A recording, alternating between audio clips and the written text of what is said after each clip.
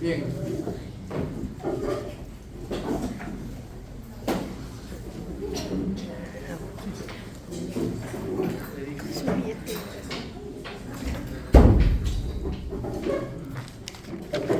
¿Qué pasa, por favor? Bien, hoy día vamos a hacer la aplicación de todo lo que hemos aprendido en las clases anteriores.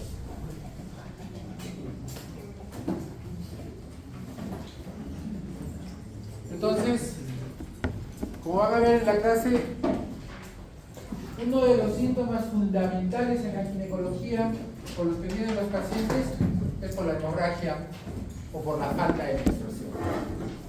¿Ya?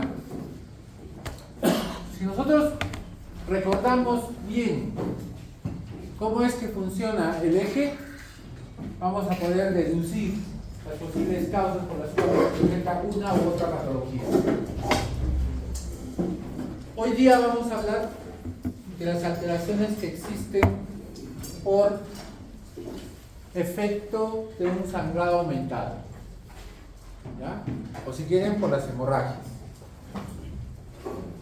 Vamos a ver que existen múltiples causas que, dependiendo de una causa específica o de una causa no determinada, yo voy a poder condicionar la posibilidad del diagnóstico. Una de las alteraciones que produce hemorragia frecuentemente es la falta de ovulación. ¿Ya? Así como puede ver hemorragias por ovulación, también hay hemorragias por falta de ovulación. Bien, este tema es el que le hemos encargado a sus compañeros. Aprendan bien a determinar cómo es que yo puedo llegar a este diagnóstico, que, como bien lo dijo su compañera en la mañana, la mayoría de ellos se hace por exclusión y no por un diagnóstico directo. ¿Ya? Muy bien, jóvenes, tienen 25 minutos.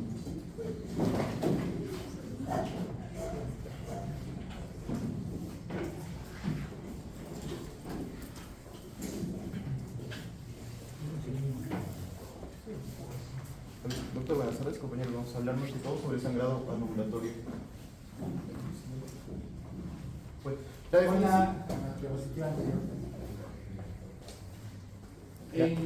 Yo les recomiendo que en su primera diapositiva, pues, aparte de poner a sus integrantes, pongan cómo es que van a desarrollar su exposición.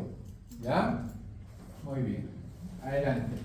Primero vamos a hablar sobre la definición de sangrado anovulatorio, también llamado sangrado uterino normal asociado a una disfunción ovárica. Recordemos que esto se debe a que es un sangrado uterino no cíclico que se caracteriza por una menstruación irregular, prolongada y a menudo abundante. Recordemos que esta sangrado anovulatorio forma parte de lo que serían los sangrados uterinos anormales, incluyendo los del embarazo. Este sangrado anovulatorio también es uno de los más frecuentes sangrados uterinos anormales, debido a que afecta casi a un tercio de las mujeres en edad fértil.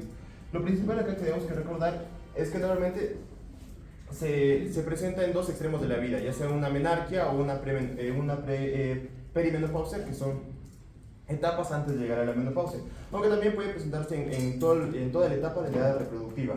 Recordemos acá que este diagnóstico es principalmente un diagnóstico de exclusión, por lo cual tenemos que apoyarnos de lo que sería la historia clínica, el examen físico, algunas etiologías estructurales, algunas anomalías como el análisis de laboratorio o imagenológicos. Como vimos acá, lo mencioné, solo voy a mencionar un toque. El sangrado anovulatorio forma parte de lo que sería una clasificación que es PALCOE, que más que todo son sangrados uterinos anormales, incluyendo los del embarazo. Y como vemos acá, en esta parte formaría lo que sería sangrado por una disfunción ovulatoria.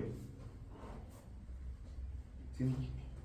Okay. Si hablamos de la epidemiología del sangrado anovulatorio, normalmente se menciona en sí como parte del sangrado uterino normal. Acá se menciona que existe una evidencia en Estados Unidos que existe 55 de 1000 casos, y de estos 53 casos, un 3.4 a un 18.6% son aquellas mujeres que refieren a anovulación.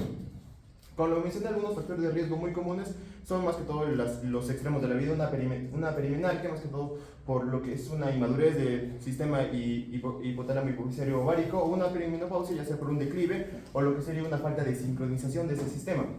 Otros factores de riesgo muy comunes pueden ser la obesidad o el IMC también extremadamente bajo, como una anorexia o deficiencia energética relativa a lo que sería el deporte. Siguiente. Okay.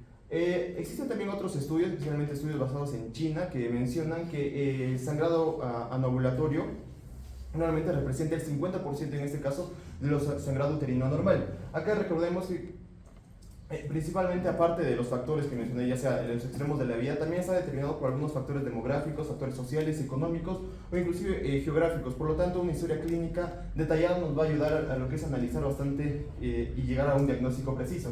Algunos estudios que también mencionan la epidemiología de esta enfermedad son, por ejemplo, en 2018 se realizó un estudio de 1.053 mujeres chinas de edad de 15 a 55 años, como ven, en extremos de la vida, que de esta población el 57.7% presentó anomalías en la disfunción ovárica, bueno, un sangrado anovulatorio.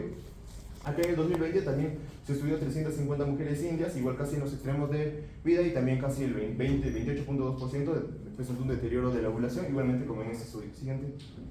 Algo importante acá que me gustaría mencionar es que un estudio reciente en el 2023 que trataba de evaluar lo que sería evaluar un modelo predictivo para lo que serían los factores de riesgo para el sangrado anovulatorio.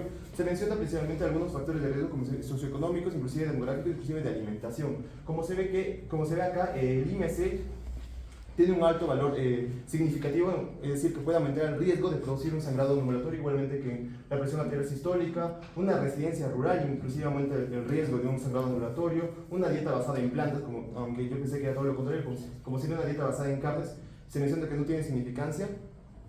Comer frutas, comer cuatro veces menos fruta por semana también tiene un riesgo significado para adquirir lo que sería un sangrado anovulatorio, y obviamente la duración diaria del sueño. Acá lo que se menciona es que mientras se aumenta más las horas diarias del sueño, tiene un factor protector para esta enfermedad. Igualmente con la paridad, ya que sería un factor protector para esta enfermedad, y la historia de quistes ováricos también es un factor de riesgo significativo para lo que sería sangrado anovulatorio. Eso sería todo.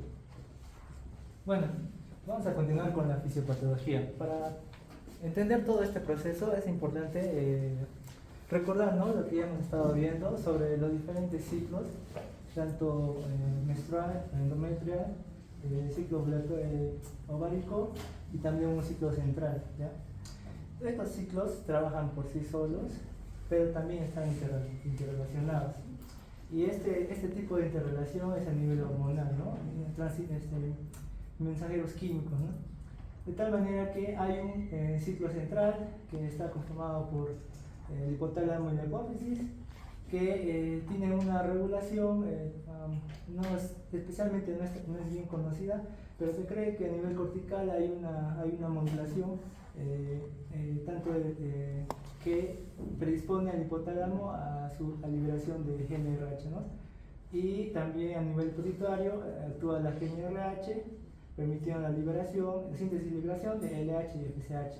Estas hormonas van a actuar en otros ciclos, por ejemplo el ciclo ovárico, donde por ejemplo hay una primera etapa, ¿no?, hasta los 14 días, que llamamos la fase folicular, donde predomina bastante la FSH, y otra etapa de otros 14 días donde predomina la LH. Bueno, mientras un ciclo ovárico está desarrollándose, a la par se desarrolla también el ciclo endometrial, ¿no? De tal manera que a los 14 días, que es el proceso ovulatorio, se da un proceso de proliferación endometrial, y después de eso un proceso de secretorio, ¿no?, una fase secretoria o endometrio secretorio. Con todo esto vamos a ver, siguiente por favor. Con todo esto vamos a ver cómo estos mecanismos son alterados, y es por eso que se produce el sangrado uterino anovulatorio. Existen anovulaciones fisiológicas y también patológicas.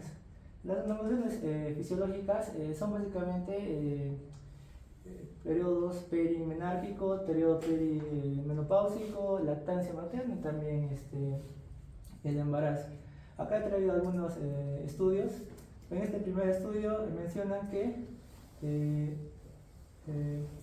los cambios endocrinos, los cuales subyacen a la edad, ocurre una disminución ovárica, una disminución o una declinación en el número de folículos ováricos. Y estos cambios son más significantes debido a la temprana disminución de la inhibina B y también la hormona antimudriana. Esto en pacientes, por ejemplo, de edad media, mujeres de edad media. Y acá también nos dice que aproximadamente la mitad de las irregularidades menstruales sintomáticas es debido a una inmadurez neurocrina, y esto es en las pacientes adolescentes que están en la perimenarca, ¿no? Otra parte importante es la anomalación patológica. Lo que vamos a ver en toda esta exposición son anomalaciones patológicas, ¿ya?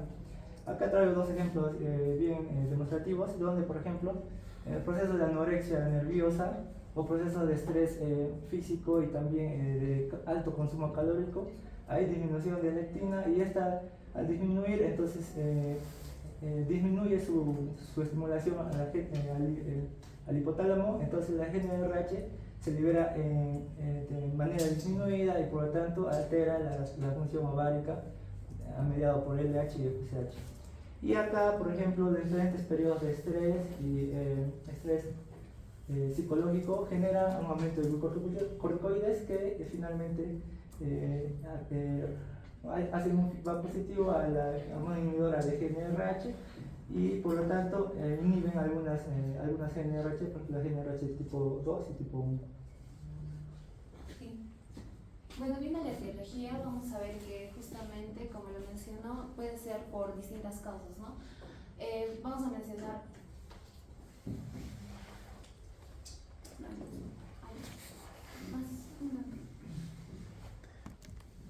Vamos a mencionar primero lo que son los trastornos de la glándula suprarrenal, donde vamos a ver acá que va a haber tres principales, donde vamos a ver el exceso de andrógenos, tales como lo que es la testosterona, la cual a su incremento sobre incremento va a interferir, como ya se mencionó, con la función ovárica, así como lo que es la insuficiencia suprarrenal, en la cual se menciona que si va a haber falta de cortisol, esta de igual manera va a como se puede ver en la imagen, esta va a actuar en lo que es la GnRH, dando su disminución, así va a alterar lo que es la liberación de la LH y la FSH.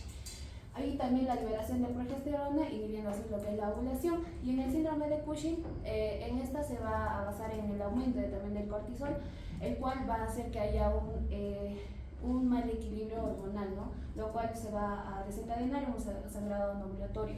Ahora, en lo que son los niveles altos de prolactina, de igual manera la hiperprolactinemia va a inhibir lo que es la producción de la LH y la FSH, la cual va a impedir la ovulación, entonces no va a haber cuerpo lúteo, no va a haber la liberación de la progesterona, entonces el endometrio se va a seguir proliferando y se va a dar este sangrado, ¿no? ¿Sí? Ahora, viendo lo que son los trastornos en la glándula tiroides, vamos a ver que hay dos principalmente, lo que conocemos como hipotiroidismo y el hipertiroidismo. Entonces, en el hipotiroidismo vamos a ver que la glándula tiroides, como es hipo, no va a producir la suficiente cantidad de T3 y T4, ¿no? Lo cual va a hacer que se altere la glándula pituitaria, que va a regular lo que es la FSH y la LH. En el hipertiroidismo ya también va a interferir en lo que es el equilibrio hormonal, así va a hacer que haya una disminución de la progesterona o también una alteración de la FSH y de la LH. Y en los trastornos de la glándula pituitaria, sabemos que esto se va a encargar, ¿no?, de la regulación hormonal, del FSH, LH y la prolactina. Entonces, en este caso, se habla de un adenoma pituitario, que va a ser un tumor benigno, el cual va a afectar justamente la función pituitaria y va a hacer que haya un desequilibrio hormonal. Ahora, hablando de lo que es el sangrado intermenstrual por estrógeno, se va a basar casi igual que los anteriores, ¿no? No va a haber la presencia de cuerpo lúteo, por lo tanto no se produce la progesterona, el endometrio va a continuar la proliferación por inducción de los estrógenos y vamos a ver que el endometrio va a seguir creciendo o proliferando y se va a desprender de manera irregular, provocando este sangrado sin ovulación. Ahora se habla también de las adolescentes, donde vamos a ver que el efecto principal se va a basar en lo que es la falta de la producción de la LH en respuesta a la hiperestimulación de lo que es el estradiol. Entonces esto como base va a tener la maduración tardía del eje hipotálamo hipofisiario, ¿no? Donde de igual manera como acá no se forma un cuerpo lúteo y los niveles de progesterona van a estar demasiado bajos, se va a continuar proliferando por efecto de los estrógenos y se va a dar el sangrado, ¿no? Sí. Ahora, hablando de lo que es el sangrado por abstinencia del estrógeno, vamos a ver que más que todo se relaciona cuando las mujeres ya están en el final de la vida reproductiva. Entonces, vamos a ver que la fase proliferativa va a ser más corta y los folículos ováricos van a tender o van a secretar menos estradiol. Entonces se va a dar, ¿por qué? Por cambios en el número o en la cantidad de estradiol. Entonces se va a dar de igual manera la proliferación endometrial insuficiente con un sangrado menstrual irregular o ambulatorio. En cuanto a los anticonceptivos orales, se habla de que estos principalmente van a estar basados en los que estén o los que contienen solo progestina. Puede ser la progestina, la depometroxiprogesterona y lo que conocemos como levonorgestrel, los cuales van a alterar el equilibrio entre lo que son los niveles de estrógenos y la progesterona en el cuerpo. Entonces, vamos a ver que de igual manera va a ser como que un versus entre el aumento de la progestina versus el estrógeno, ¿no? En la cual va a tener efectos en impedir la ovulación, alterar el endometrio, modificar el moco cervical y también no permitir implantación. Pero lo que nos importa es impedir la ovulación. Ahora, en cuanto a la clínica, vamos a ver que si viene una paciente, debemos ver varios parámetros en cuanto a lo que es su ciclo menstrual.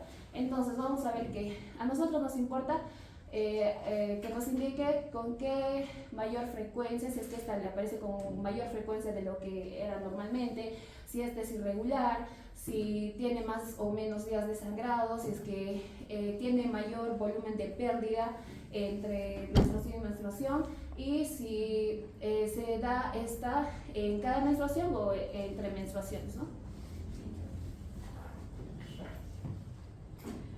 Doctor y compañeros, buenas tardes. Ahora vamos a hablar sobre el diagnóstico, ¿no? Bueno, como el doctor inició mencionándonos, ¿no?, que podíamos diagnosticar esto tan solo haciendo una muy buena historia clínica.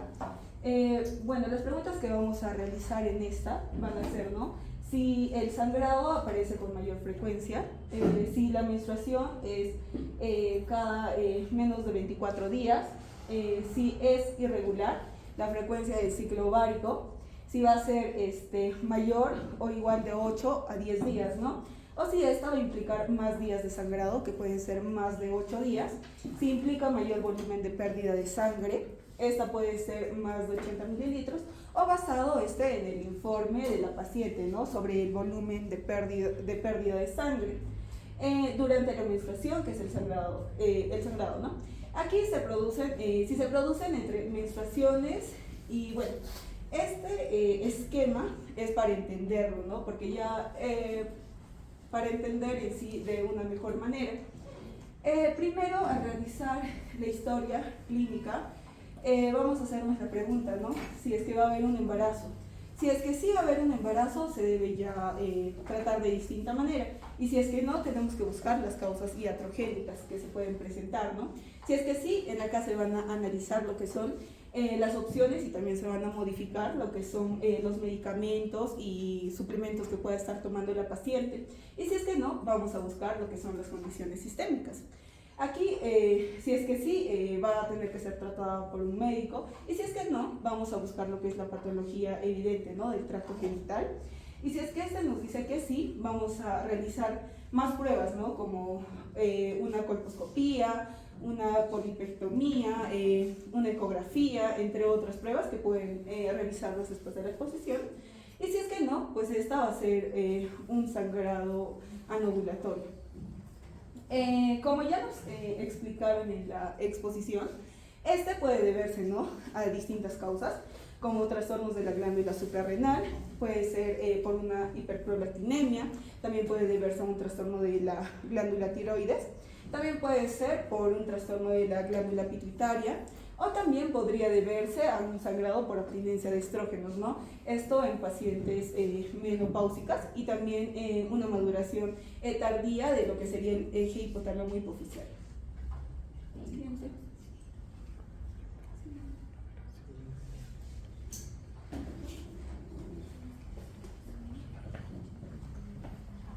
Bueno, para finalizar vamos a continuar con el tratamiento. Es un tema un poco más tedioso, pero lo que necesitamos en el tratamiento es que vamos a priorizar 3 objetivos, que es estabilizar hemodinámicamente a la paciente. Vamos a hacer una corrección de anemia si la paciente presenta esta, y un mantenimiento de los ciclos normales en la paciente, ¿no?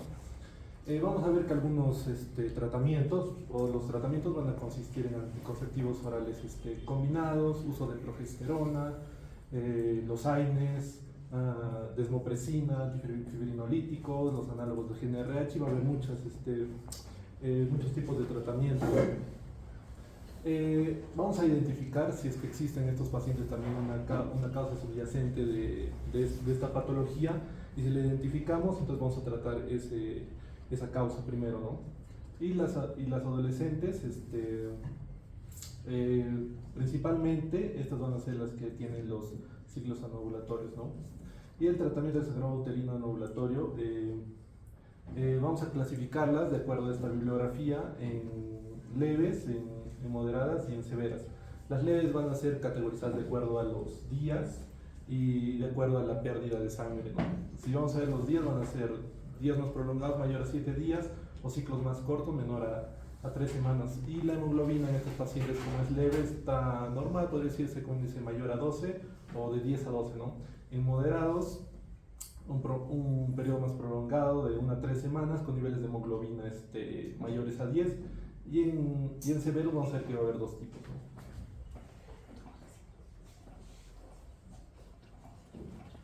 ¿no?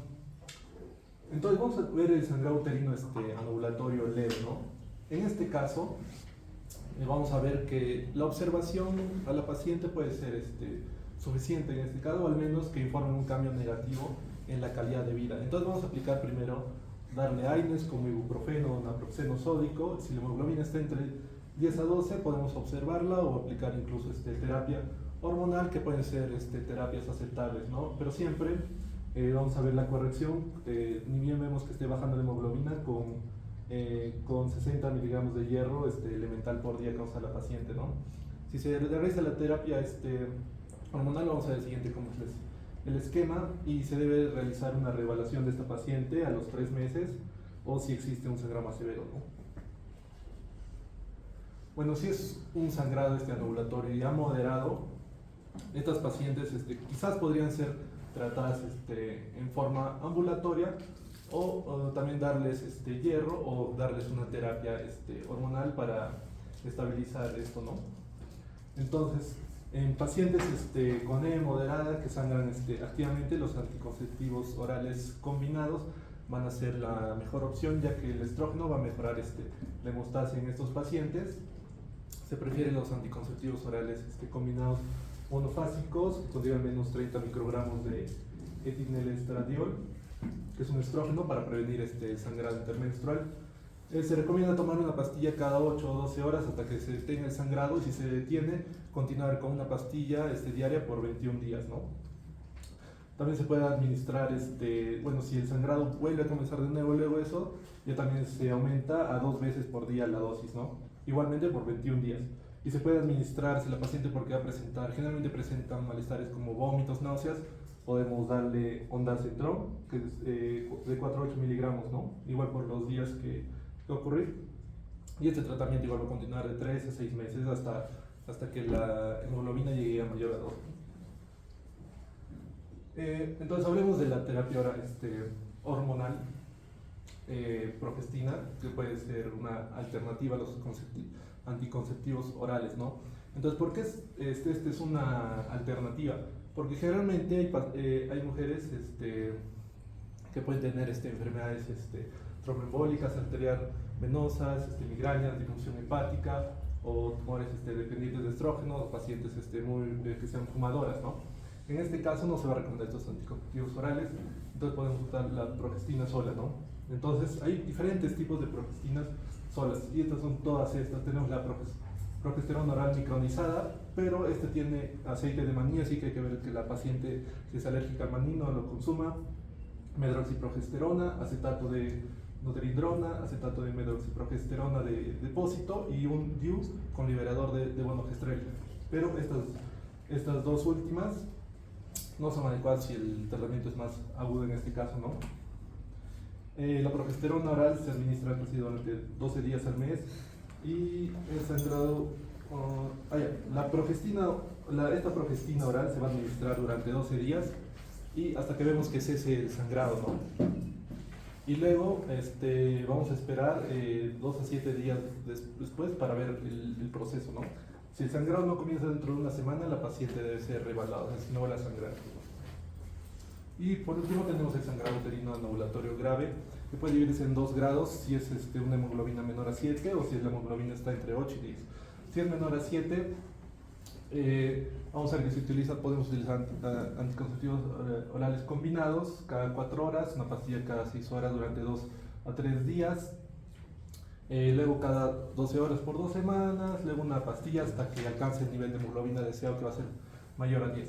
Pero si las pacientes tienen una hemoglobina entre 8 a 10, generalmente, como dije, son menores, son jóvenes, entonces tenemos que enfocarnos en los padres, que los padres sean responsables en darle la medicación.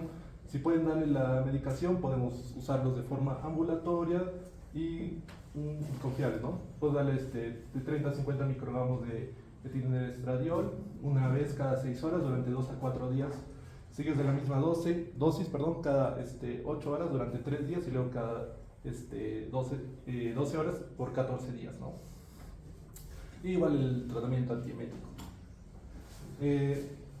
Si el sangrado continúa profusamente después de 24 horas de administración de estos anticonceptivos o la paciente no tolera anticonceptivos orales, podemos dar estrógeno conjugado intravenoso para que se recupere la paciente cada 4 a 6 horas hasta que disminuya el sangrado. Luego continuar con anticonceptivos orales, balón de riesgo tromboembólico o terapias con solo progesterona, ¿no?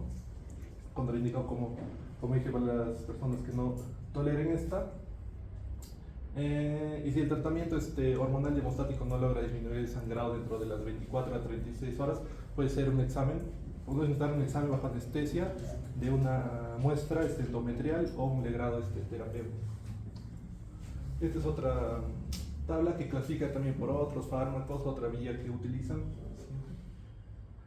Y el danazol, que todos dicen que, o según la bibliografía que hemos encontrado, el danazol dice que es el tratamiento que supera a todos los demás, pero lo malo de esto es que los hallazgos que se han encontrado se han realizado en muy pocos estudios, en muy poca población, ¿no?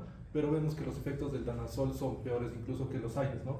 Generando androgenismo, como pérdida de peso, acné, cambios metabólicos, etc. Eso sería todo.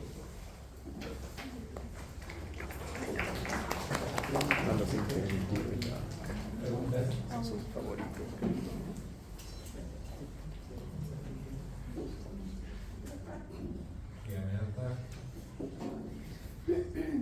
Ya chicos, de lo que entendí de la exposición es que el estímulo prolongado del estrógeno hace que se crezca el endometrio y hay hemorragias, entonces eso es en ausencia de la progesterona. ¿Hay una causa frecuente que se deba a que haya un estímulo prolongado del estrógeno? Sí, hay. ¿Cómo ha sido la pregunta? Por favor. ¿Cuál Sí, es ya el, leí la primera parte, solo quiero la pregunta. ¿Cuál es el estímulo o la causa frecuente para que haya un estímulo prolongado del estrógeno? Acá en este margen podemos ver la fase endometrial, ¿no? Es una fase proliferativa y explosiva. Entonces, al mismo nivel, podemos ver acá, a nivel ovárico. Lo que pasa es que para que se produzca progesterona de manera continua, tienes que mantener el cuerpo lúteo. viable o conforme a todas sus características y todas sus funciones. Entonces, para mantener ese cuerpo lúteo así, tienes que embarazarte. Entonces, como en el embarazo hay una beta-HCG que es la que es... A ver, doctor. La doctora le está preguntando por qué se mantiene los niveles altos de estrógeno en una paciente no progesterona. con sangrado ambulatorio. Usted no hay progesterona. No. Ah, esa es otra pregunta, doctor.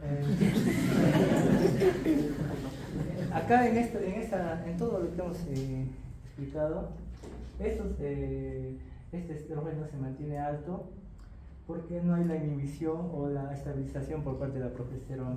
Entonces, de tal manera que este endometrio va a seguir proliferando. Ese es el motivo, doctor. Ese es el motivo. Y esa es la respuesta. No es que hay una hiperestimulación estrogénica, sino que no hay la contraparte que da la progesterona. Eso es lo que está pasando. Otra pregunta. ¿Me ha quedado todo claro? Les hago esta pregunta porque no quiero que en el examen me digan no sé, doctor, eso no se me explicó. A ver, ¿por qué dan antiinflamatorios para el sangrado? ¿Cómo actúan los antiinflamatorios? Actúa en la COX, doctor. Los AINES actúan en la COX. ¿Y qué tiene que ver eso con el sangrado? Que había una vasodilatación. Una vaso.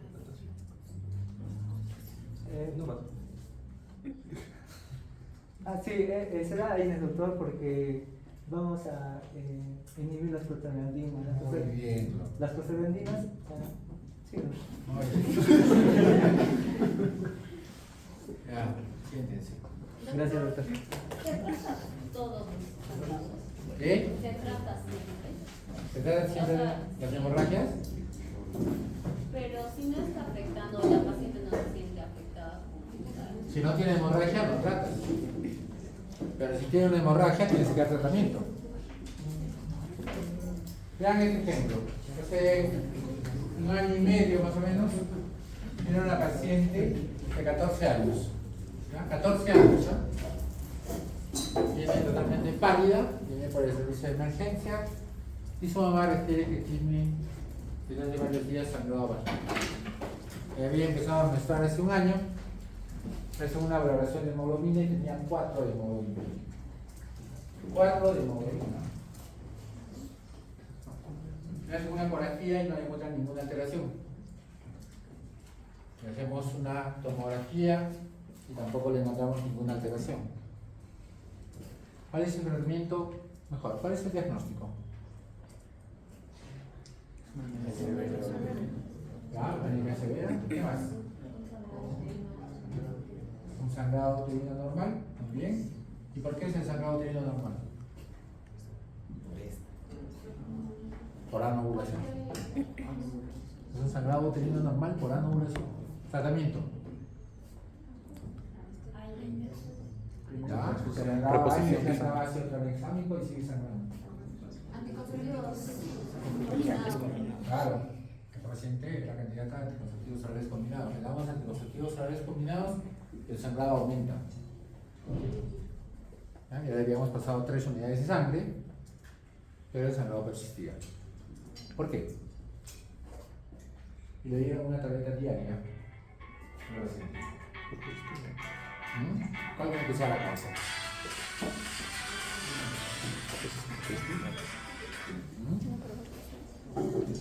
¿Aló? ¿Sí?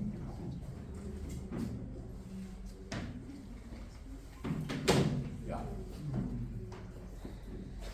La causa es de que dieron una dosis insuficiente de estrógenos, de progesterona. Para tratar en niñas, sobre todo en adolescentes, las dosis son altas. Y ustedes no se han dado cuenta, pero su compañero lo ha expuesto.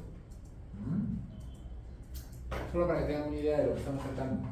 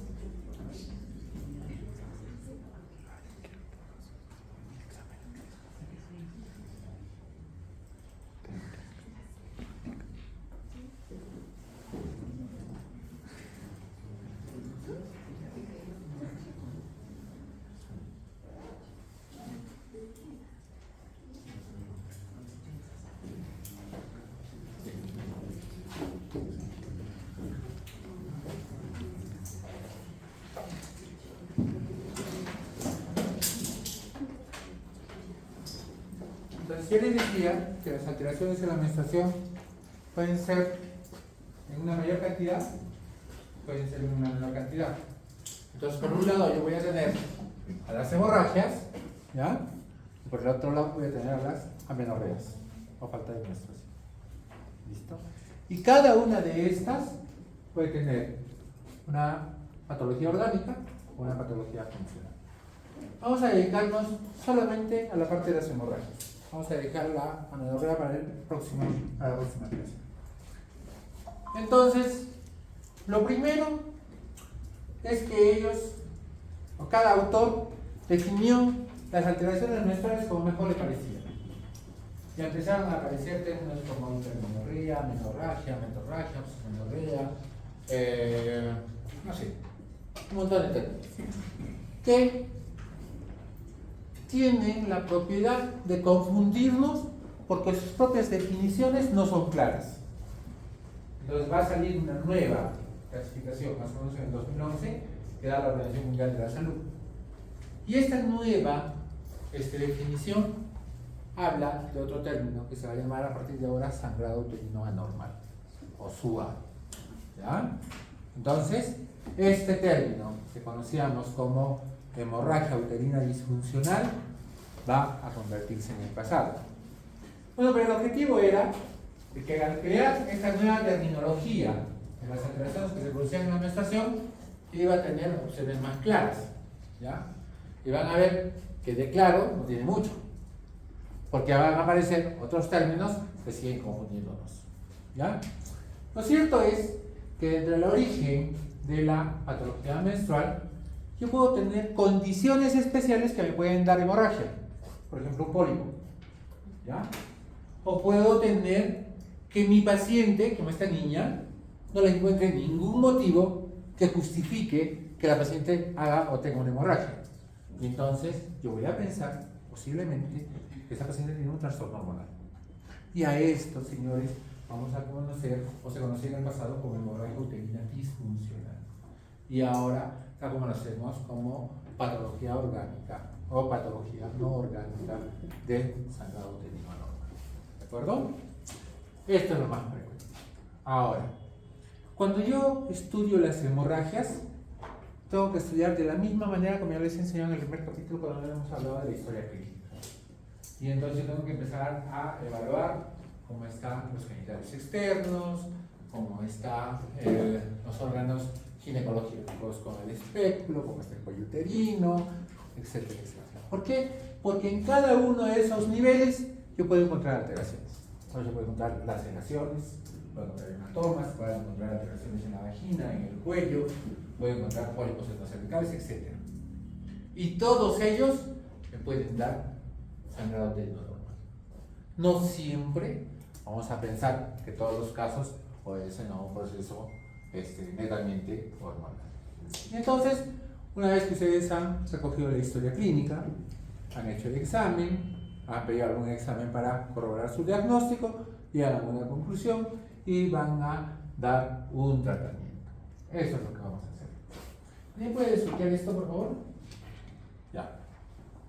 Entonces, cuando nosotros hablamos de sangrado uterino normal, hablamos básicamente de aquel sangrado uterino que sea diferente a la menstruación. ¿Ya? Eso es lo que nosotros debemos tener en cuenta cuando queramos hablar de sangrado uterino normal. A ver, señorita, ¿cuánto tiempo dura la menstruación? No sabes. Miren, ¿eh? ¿Qué edad tienes? ¿Ah? ¿Cuánto tiempo dura la menstruación? 3 días. Y con dudas. ¿Cada cuánto viene la menstruación?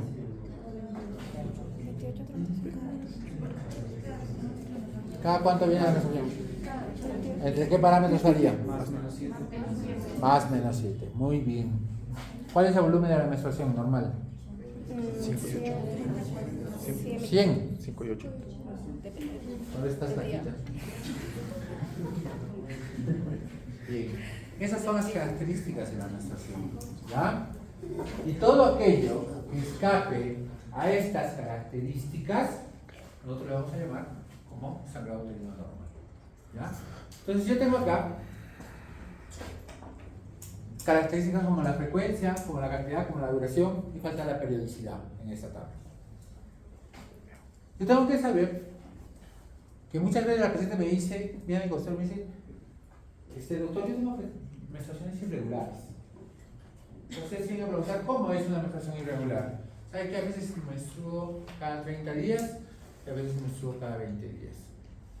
Entonces, tengo que ver qué tan anormal es. ¿Ya? Y la que dice que tiene menstruaciones regulares es aquella que menstrua cada 28 días exactamente. Y hay mujeres que son así, que menstruan exactamente como un relojito. ¿Ya? Cada 28 días. Pero eso no es ser regular. Regular es que menstrue entre 21 y 35 días. O si quieren, como dijo el doctor, 28 días más menos 7. ¿Ya? Y lo que escapa a estos días, eso sí se considera una menstruación irregular. Después, si está dentro de sus parámetros, esa es una menstruación regular. La cantidad es muy difícil determinar. ¿Ya? Generalmente nosotros vamos a preguntar cuántos paños utilizas. ¿Ya?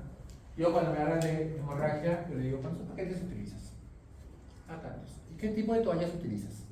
Ah, yo utilizo las toallas de noche, porque son especiales, ¿no? Justamente para que no derramen, ¿verdad? Entonces, de acuerdo a eso, yo más o menos voy calculando cuánto realmente sangre se va a hacer. Y si me dice que durante un periodo menstrual usa 2 paquetes de esas toallas nocturnas, pues probablemente ya sí tiene hemorragia. ¿Ya? Entonces, 85 centímetros cúbicos es lo que se considera como un valor máximo normal para una menstruación, durante toda la menstruación. ¿Ya? Y la duración, como ven, hay varios parámetros, una escala dura 5 días, hoy se considera que 7 días es el tiempo máximo normal que una mujer puede menstruar. ¿Y cuánto es el tiempo mínimo que puede menstruar? Yo tengo una paciente, una amistad, ¿ya? Que menstrua un solo día, ¿ya? Y menstrua poquito y no tiene ninguna alteración. Hay pacientes que son así, pero la gran mayoría menstruan entre 3 y 5 días, siendo el segundo día el día que más sangrado presenta. ¿Ya? Bien, estas son las características de una menstruación normal. Todo aquello que escape a estas características que les estoy mencionando se considera un sangrado uterino normal. Bien, entonces, ¿qué debo saber yo? ¿Qué significa para una mujer una menstruación anormal? Significa cambios y significa alteraciones que van a tener un componente físico, social, psicológico, sexual, financiero. En todos estos aspectos afecta a la mujer. Generalmente, no todas, ¿ya? La mayoría de pacientes van a pasar su menstruación sin ningún problema, pero una gran parte se pueden ausentar durante el periodo menstrual, sea porque tienen volúmenes excesivos de sangrado, o sea porque tienen presencia de dolor. ¿Ya? Definitivamente el entorno social se ve alterado durante esos días, ¿no? Si tenías que salir ese sábado, pues probablemente no vas a salir, ¿no? Así te pongas un tampón o una copa, ¿no? ¿Por qué? Porque tienes el riesgo, pues, de sentirte incómoda, ¿no? Produce cambios emocionales, ¿sí? ¿Verdad?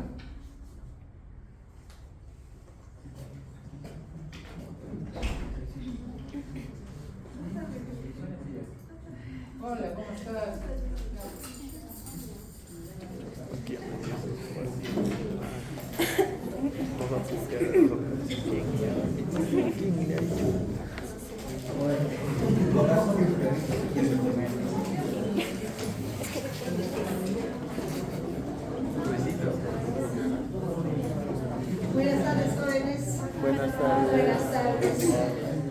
Bueno, jóvenes, siguientes para... Soy la licenciada Carmen Yepes, yo trabajo en la universidad. Es para invitarlos, jóvenes. Tenemos un tópico de enfermería acá, exclusivo para ustedes. Este semestre voy a trabajar con ustedes. Tenemos medicamentos que la U les proporciona para ustedes, jóvenes. Prohibido automedicarse. Jóvenes, como ustedes, a veces se van a la farmacia. Un resfrío, un cólico, y a la farmacia. Es necesario, jóvenes, siempre que asistan acá a nuestro consultorio. Ahí les vamos a ayudar, les vamos a dar otros medicamentos que necesitan ustedes. Ahora también tenemos lo que son los descartes de anemia, VIH, diabetes. Entregamos para prevenir, jóvenes, preservativos, tanto a las señoritas como a los jovencitos. ¿Ya? Visítenos, jóvenes. Estamos acá en el primer piso. Visítenos, ahí tenemos todo para ustedes. La U les da medicamentos, todo, jóvenes, para poderlos acompañar y que vaya bien pues este semestre, jóvenes, para ustedes. Muchas gracias. Bueno, jóvenes, también venía un joven, se cayó. No sé qué. Se ha golpeado. Vamos, te voy a poner una bendita. Porque te has caído fuerte. Me han comunicado que te has caído fuerte. Sí, por favor. Con el permiso del Doc. Si no, no.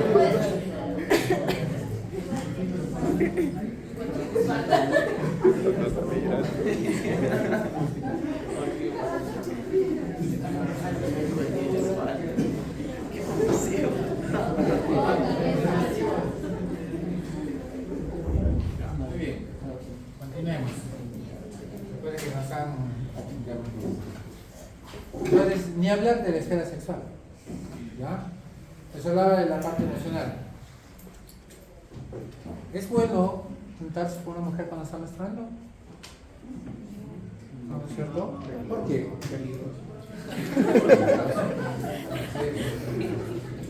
Es ese momento que está más irritable. Algunas sufren de depresión, ¿ya? Algunas sufren de ansiedad. No es un momento muy cómodo. Peor en lo sexual, ¿no? Y más en nuestra sociedad, ¿no? Existe una idea de que no se debe tener relaciones durante la menstruación. Hay otras culturas donde dicen que si una mujer no menstrua es porque está enferma. Y la parte financiera que tiene que ver sobre todo con estas consecuencias, los costos que pueden tener, ¿no? Bien. El sangrado uterino anormal, ya no hablo solamente de las pacientes que tienen alteraciones durante su menstruación, sino con cualquier otro tipo de sangrado, dice que afecta al 30% de las mujeres en edad reproductiva. Vean qué frecuente es. ¿Ya? Y la hemorragia definitivamente casi siempre viene del cuerpo uterino, salvo las alteraciones que les he mencionado que podemos encontrar en los puntuales externos. No existe un sistema de consenso para la nomenclatura descriptiva de los síntomas. Pero bueno, acá se pasó una diapositiva, disculpen. Vamos a ver dentro de poco. Entonces, la normalidad del sangrado uterino normal está basado en las alteraciones de estos 4 parámetros que les he dicho que debemos tener presentes. Y si queremos ser más explícitos, acá ven, esta es la clasificación de la FIGO 2011, ¿ya? Donde evalúa los 4 parámetros, ¿ya? Y vamos a suponer el parámetro volumen, ¿ya?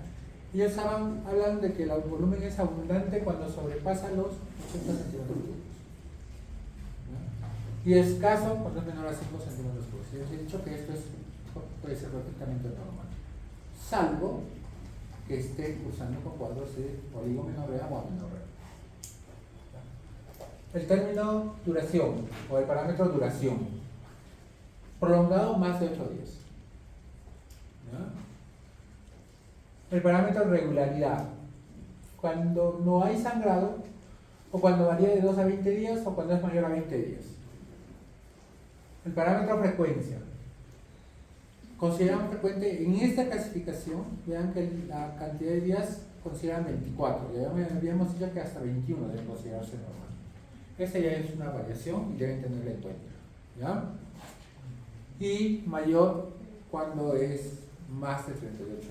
O sea, que si yo tengo una paciente que tiene más de 38 días que le viene o que no le viene la regla, ¿no? Que serían 10 días de retraso menstrual, más o menos en promedio, ¿no? Esa paciente ya está lindando con una oligomenorrea. Pero vean que yo frecuentemente hablo de estos términos de oligomenorrea, menorrea, porque todavía yo no lo puedo sacar del todo, porque la mayoría se ha acostumbrado a tener estos términos presentes para saber sobre qué cosa estoy hablando. Entonces, en Estados Unidos, la FIGO, que es la Federación Internacional de Ginecología y Obstetricia, el Colegio Americano de Ginecología y Obstetricia, y otras entidades que dan realce a la especialidad, pues se juntan y hacen un acrónimo y dicen: vamos a clasificar todas las causas de hemorragia uterina y vamos a hacer este acrónimo para que todos sepan cuáles son las posibles causas, etiologías que pueden condicionar la hemorragia uterina, y crean el sistema PALCOIN, ¿ya? Que viene básicamente de decir palma y moneda en inglés, ¿ya? Y no son más que las iniciales de las patologías que eran más frecuentes, ¿ya? Cuando había una causa subyacente, cuando había una forma de demostrar que esta era la causa por la cual se producía el sangrado, decíamos: estas son las causas que pueden condicionar el sangrado. Y entonces en el PALM están ahí esas causas. Ahí tenemos a los pólipos, ¿ya? La adenomiosis, los leiomiomas y la malignidad.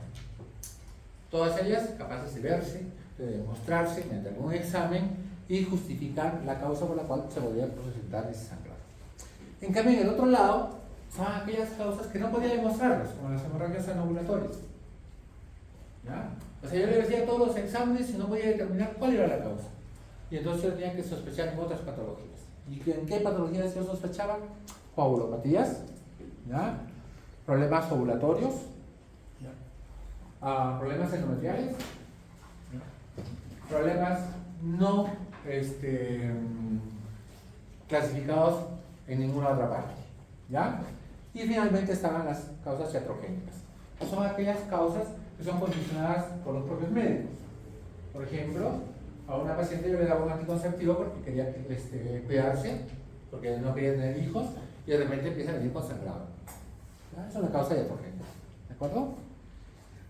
Bien. Entonces, cuando hablamos de sangrado uterino disfuncional, ya no anormal, estamos hablando del acrónimo COIN, ¿sí? Ya hemos hablado de cuáles son las posibles patologías. En este caso, se caracteriza generalmente por una hemorragia excesiva, prolongada, puede o no puede tener dolor, ¿ya? Pero el ESRE, que es la Sociedad Europea de Reproducción, ¿ya?, indica que además de estas características, la menstruación debe ser intensa y debe ser frecuente, para que yo catalogue a este sangrado como un sangrado uterino disfuncional.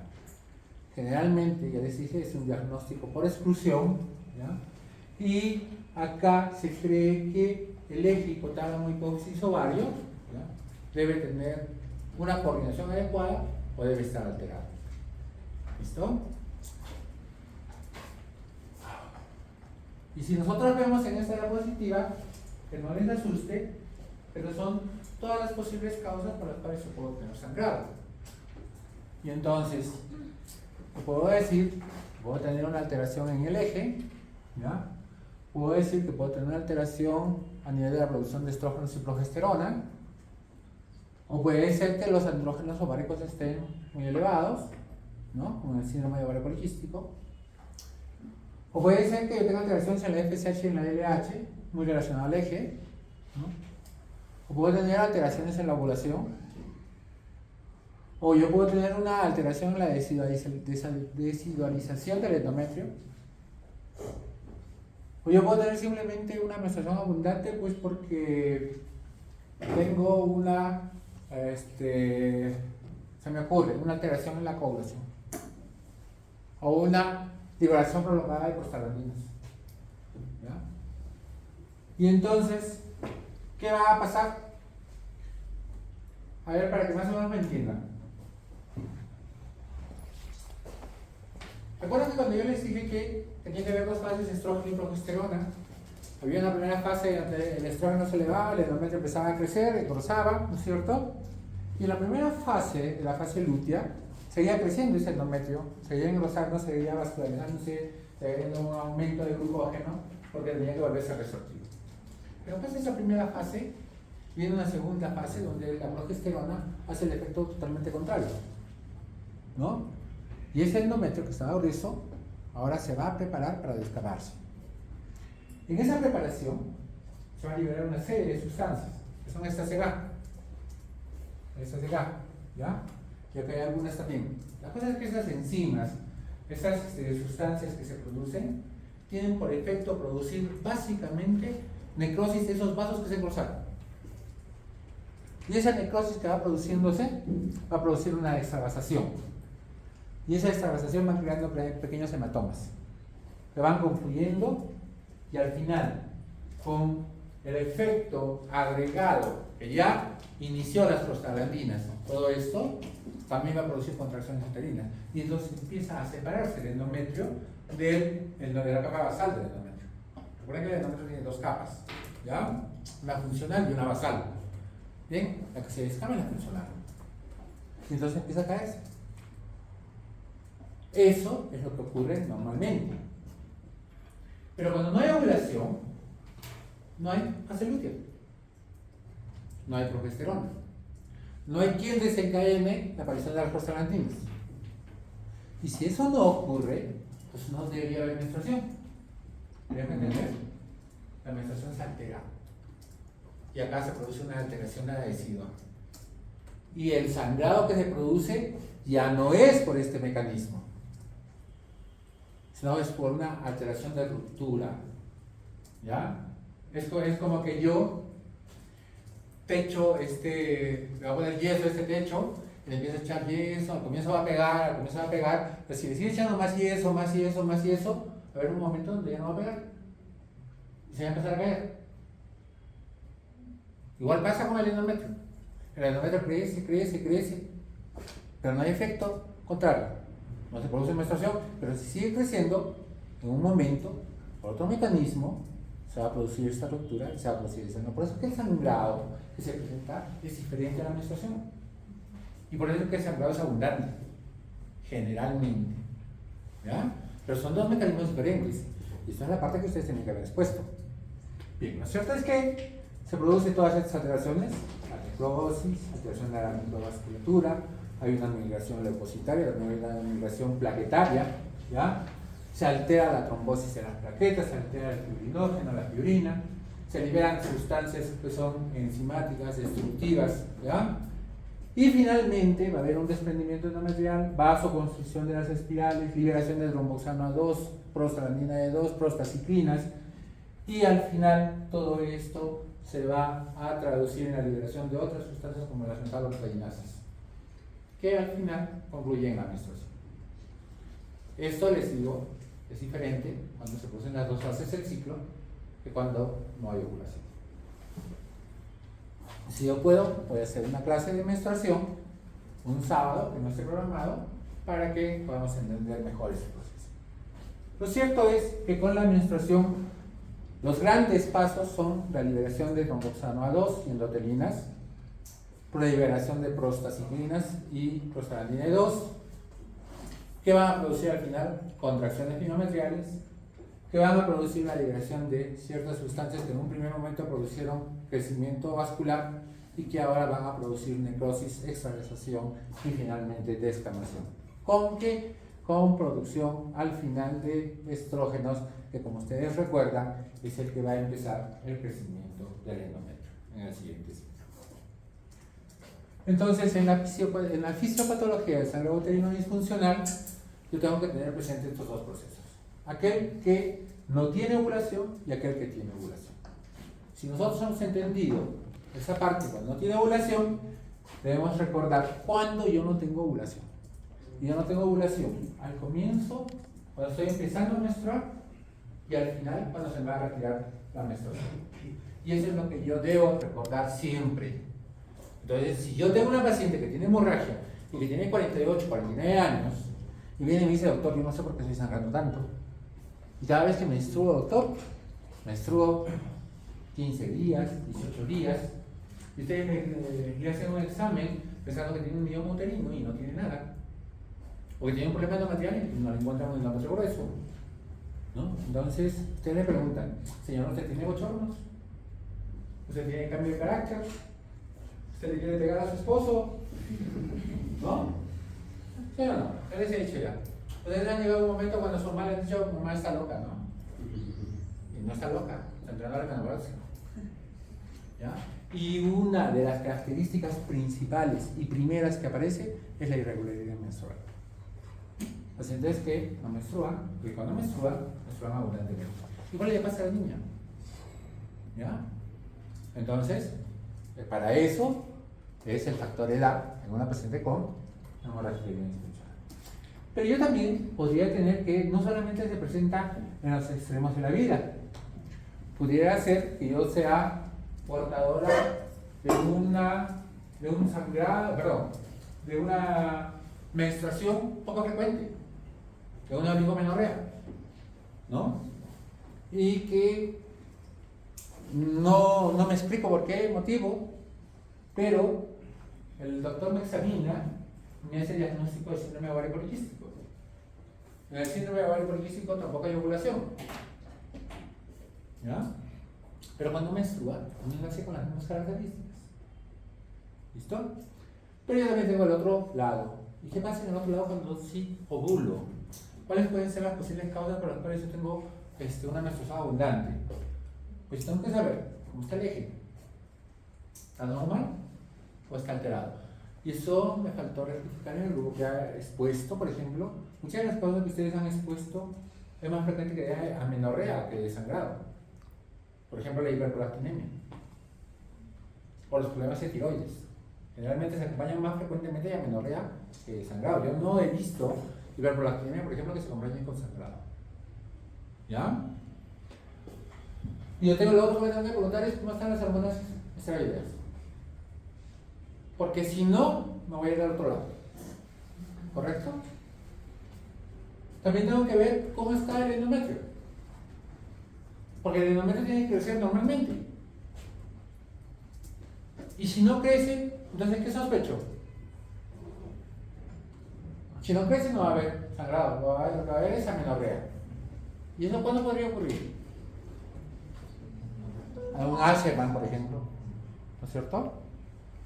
¿Sí? ¿Ya? En este caso, obviamente, el endometrio debe estar engrosado. ¿Por qué podría estar engrosado?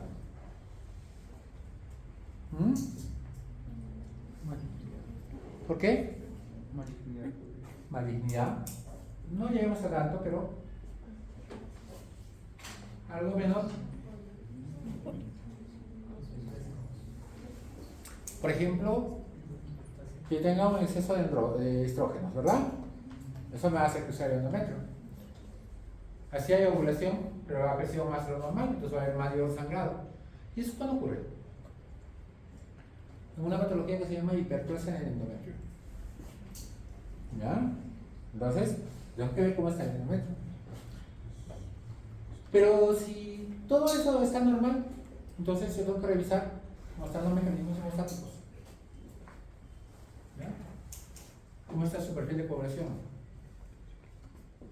¿Qué te importará saber, doctor? En una paciente que sospecha de problema de coagulación. Plaquetas. Tendrías que pensar en una trombocitopenia. No es muy frecuente, pero ya. ¿Qué más tienes que dejar de ver? El tiempo de protrombina. ¿Ya? ¿En qué se altera? Para ver cómo está la coagulación, o sea, si tiene buena Sí, coagulación. pero ¿en quiénes se altera? Un factor que podría ser problemas hepáticos, pues. Problemas hepáticos, cirrosis. ¿Ya? ¿Qué más te interesará saber?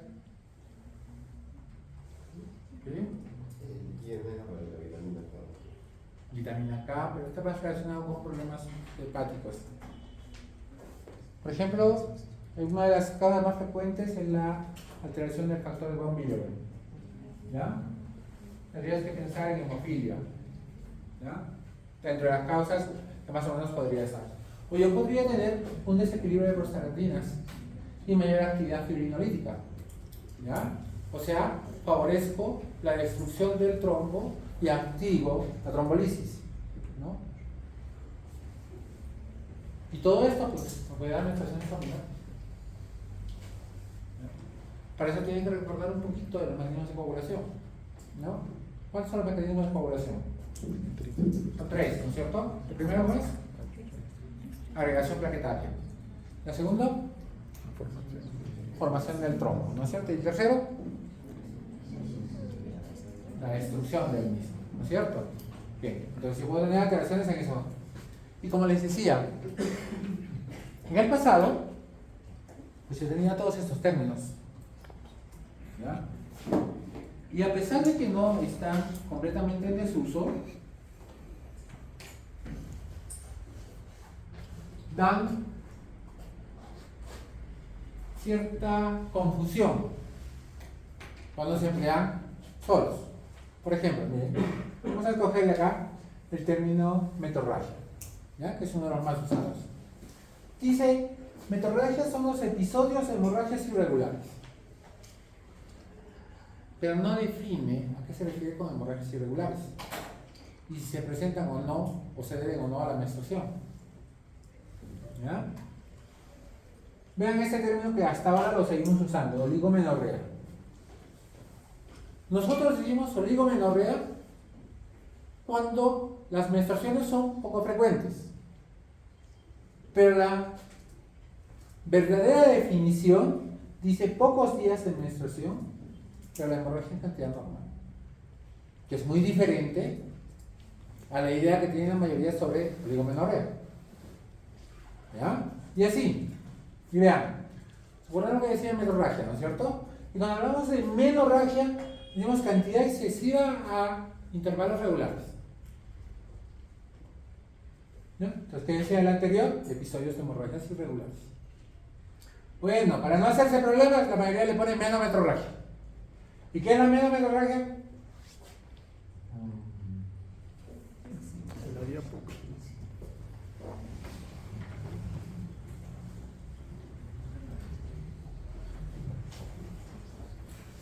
Que la menometrorragia es una hemorragia excesiva durante la menstruación y a intervalos regulares. Acá ya le añadió que era durante la menstruación. Es debido a esto, debido a estos conceptos que creaban un poco de dudas, que más o menos en el año 2011 se juntan y la FIGO dice, no, a partir de la fecha todos estos términos quedan en desuso. ¿Ya? El término metrorragia, polimenorrea, todos quedan ahí, quedan en desuso. A partir de ahora ya no se habla de esto. Y eso es lo que les he venido a enseñar. Y ahora, a partir de ahora, vamos a hablar de sangrado uterino. ¿Listo? Y si el término es anormal, ya les dije, cualquier desviación que se presente durante la menstruación en base a los parámetros normales que les he dado. ¿Listo? A eso vamos a hablar de sangrado uterino normal. ¿Qué características usan? Se los he mencionado, la regularidad, la frecuencia, la cantidad y la duración. ¿Ya? Pero el problema está en que esto empezó bonito. ¿Ya? Y entonces dijo, allá, nosotros vamos a utilizar el término sangrado uterino normal, vamos a utilizar el término sangrado menstrual abundante, vamos a utilizar el sangrado menstrual intenso y prolongado, el sangrado intermenstrual y el sangrado de la posmenopausia. Bien, hasta ahí todo estaba bonito, ya quedaba bien definido cuándo se utilizaba un término y cuándo se utilizaba otro. Pero sucede que en el tiempo fueron agregándose otros términos. ¿Ya? Y al final hemos quedado de una forma muy parecida a la anterior. Bueno, ellos son los expertos, no yo. Entonces tenemos alteraciones en la regularidad. Entonces yo podría tener lo que se llama un sangrado menstrual irregular. O sea, recuerden que la regularidad está valorada más o menos por 38-24 días, ¿no es cierto? Bien, llamamos irregular cuando los intervalos excedían los 17 días en un periodo de 90 días. Era lo que antes conocíamos como ¿qué? ¿Cómo que conocíamos esa parte? Como oligomenorrea, ¿no es cierto? Ya. Entonces, yo tenía atrasos, si quieren, de hasta 17 días. O sea, en un tiempo de 90 días me estaba 2 veces. ¿Ya? Y el otro término que se utiliza en las alteraciones de la irregularidad es la ausencia de sangrado menstrual. Que este término todavía se respeta, se usa, en los libros todavía lo van a encontrar, pero que este va a ser su nuevo nombre, ausencia de sangrado menstrual. ¿Y qué es? La falta o totalidad, o por lo menos de 90 días sin sangrado menstrual. ¿Ya? Y luego teníamos alteraciones en la frecuencia. Y entonces yo tenía el término sangrado menstrual infrecuente y sangrado menstrual frecuente. Y acá empiezan los problemas. Pero si me ha dicho el doctor que esto es ausencia de sangrado menstrual o sangrado menstrual irregular. Sí, pues. Pero el sangrado menstrual infrecuente, oligomenorrea, ¿vean? 1 o 2 episodios en un periodo de 90 días. Pero si es lo mismo del anterior.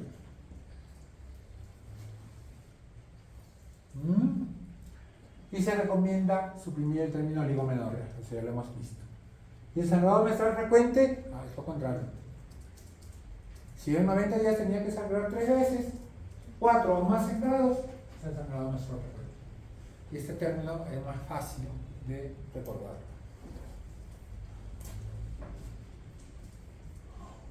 Y luego tengo alteraciones en la cantidad de sangrado.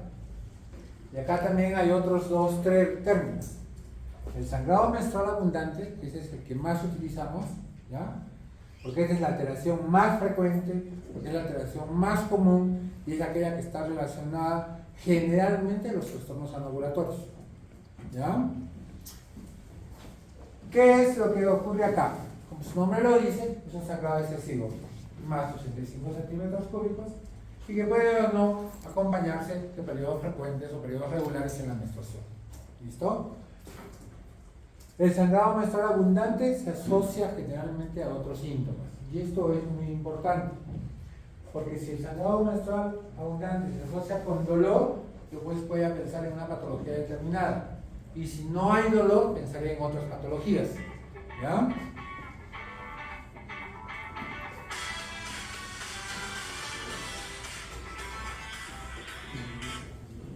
¿Aló? ¿Aló?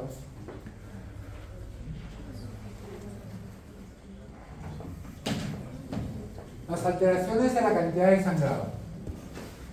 Entonces, si ya estamos hablando de cantidad, yo tengo que ver si el sangrado es intenso y prolongado o si el sangrado es leve. Si el sangrado es intenso o prolongado, hemorragia uterina disfuncional, recuérdenla. ¿Ya? Entonces, mucho menos frecuente que el sangrado menstrual abundante, pero acá sí el sangrado es importante. Es muy importante.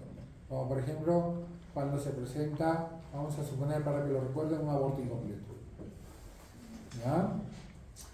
Y el sangrado leve casi nunca me llama la atención, porque es raro que venga una paciente y me diga, doctor, y no porque tengo poco sangrado. ¿Ya? Generalmente no amerita mayor espacio clínico, a menos que se acompañe de otra patología. Por ejemplo, que venga una gordita con acné, ¿no es cierto?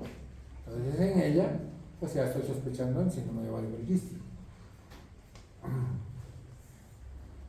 Alteraciones en la duración del sangrado.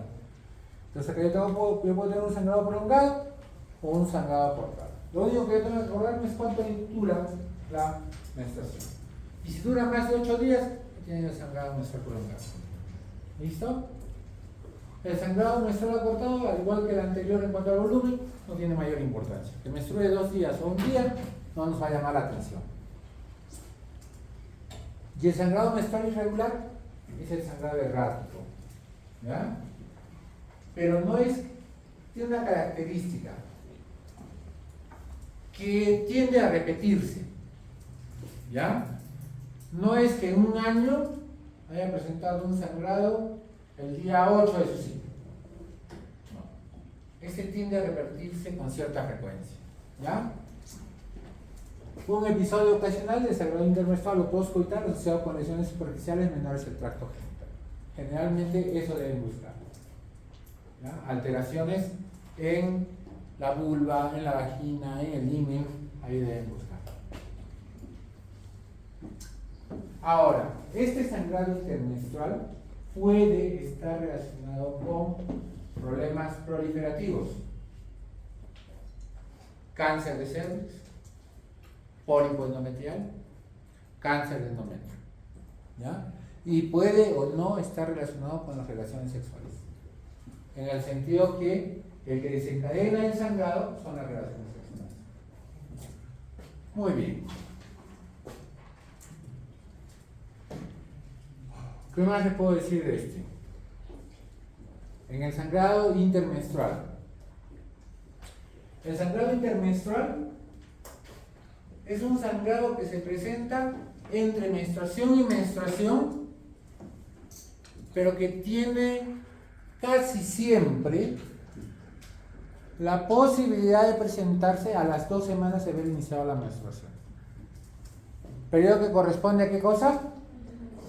A la ovulación.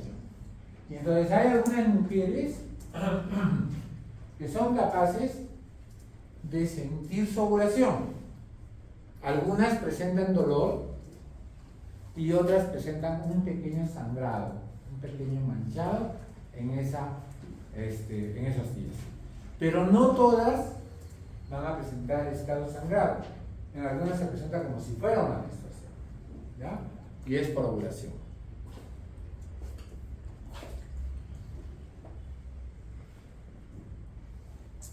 El sangrado acíclico, que es similar al sangrado errático, ¿ya? Este está más relacionado con problemas neoproliferativos. El spotting.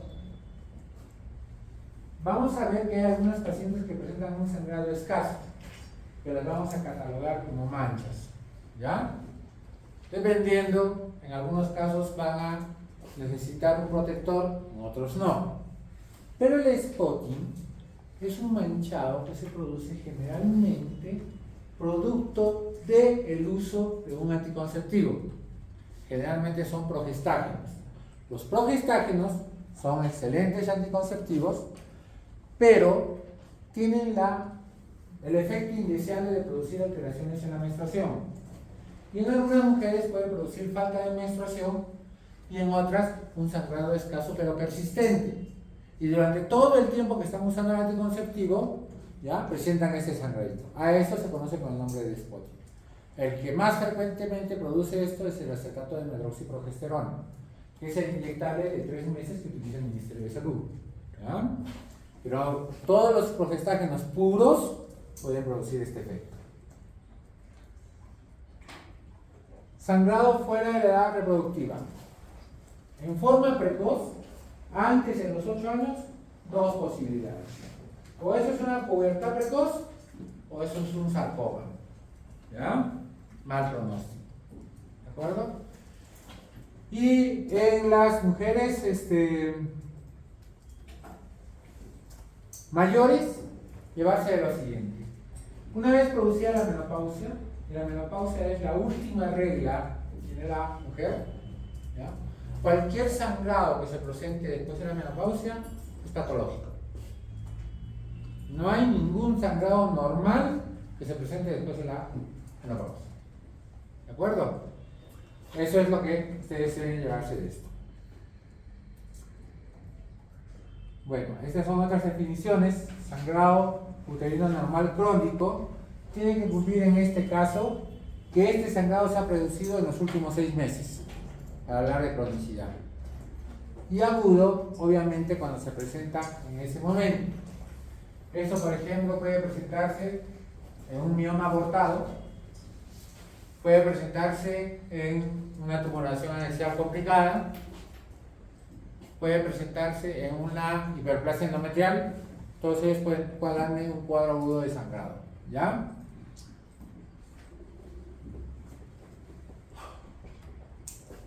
¿Hasta ahí se han perdido? Espero que no. ¿Ya? Muy bien. En cuanto a los patrones de sangrado, en un ciclo normal, el 90% del sangrado se pierde en los 3 primeros días. Ya les decía, el segundo día es el día que más sangrado presenta la paciente. ¿Ya? Pero en las pacientes con sangrado uterino normal, esta pérdida es variable. Y es obvio, porque si la paciente tiene un periodo de sangrado de 15 días, probablemente ya no me interese que si sangró más el segundo, el tercero o el quinto día, sino me interese cuánto ha sangrado durante esos 15 días. ¿Ya? Y por otro lado, yo cuando hablo de sangrado les dije que hablaba de que a veces necesito yo protección y otras veces no. Entonces, para hablar de sangrado, yo generalmente utilizo una protección porque me está manchando. En cambio, en el manchado, generalmente aparecen unas gotitas en la cruza y no necesito una protección especial. Eso para que ustedes tengan una idea de cuando hablamos de sangrado, cuando hablamos de manchado. ¿Ya?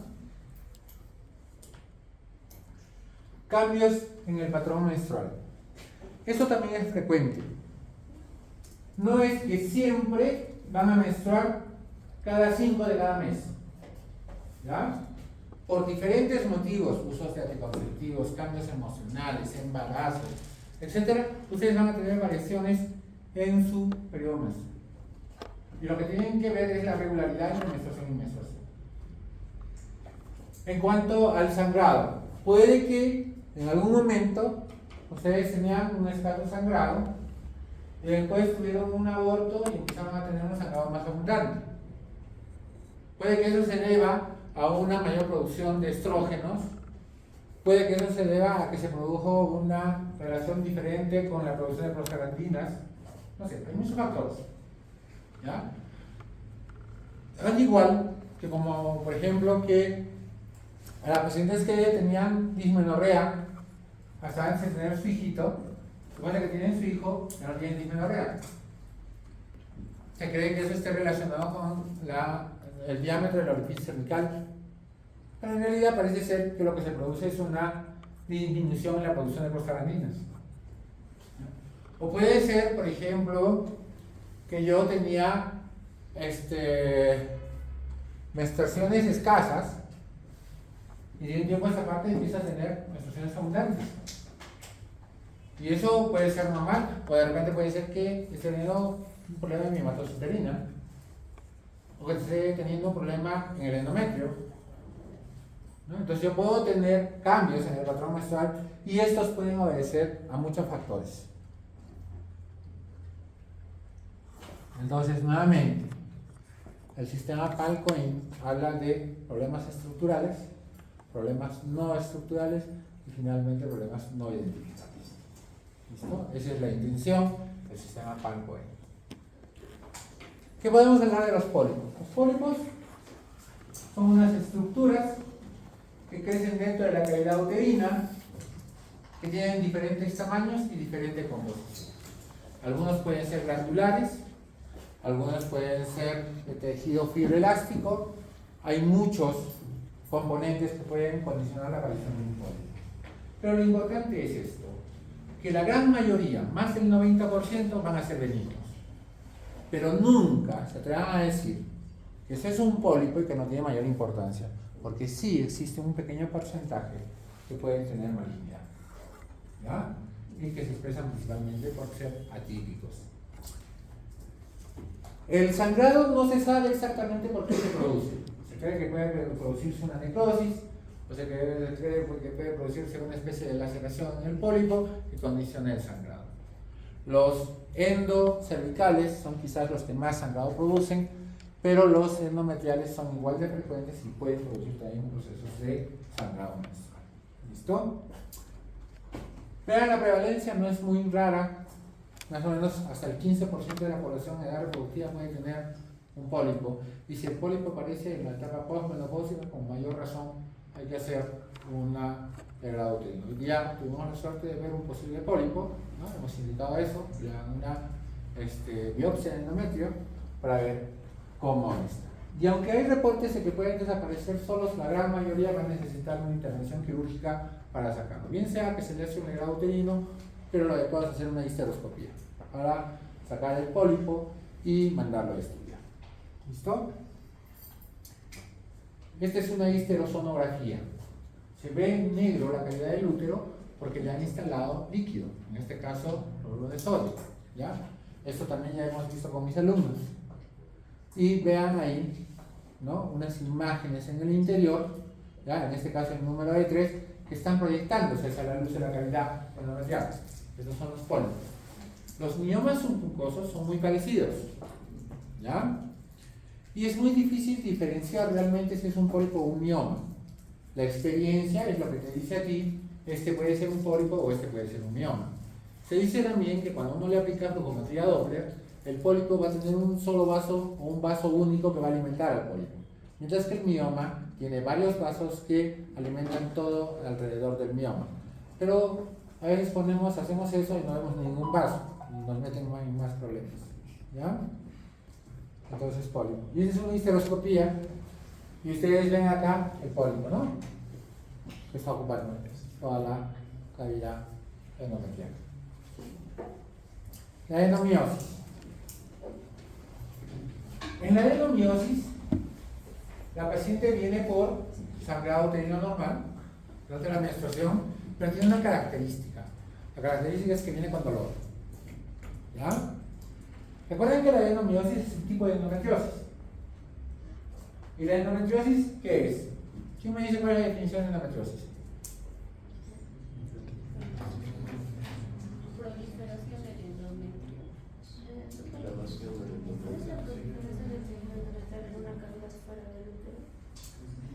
Claro. Es la presencia del tejido endometrial fuera de la cavidad uterina. ¿Ya? Entonces, cuando hablamos de cavidad uterina, el miometrio ya no es cavidad uterina. Bien. El endometrio se mete dentro de la fibra muscular del útero. ¿Ya? Y crece. Y, obviamente, si yo examino clínicamente, voy a encontrar un útero aumentado de tamaño, algo reblandecido, pero doloroso. Y la paciente va a decir, ¿sabe qué, doctor? Cada vez que yo menstruo tengo mucho dolor. ¿Ya? Y tengo hemorragia. ¿Ya? Entonces tú sospechas, esta paciente puede que tenga una adenomiosis. ¿Ya?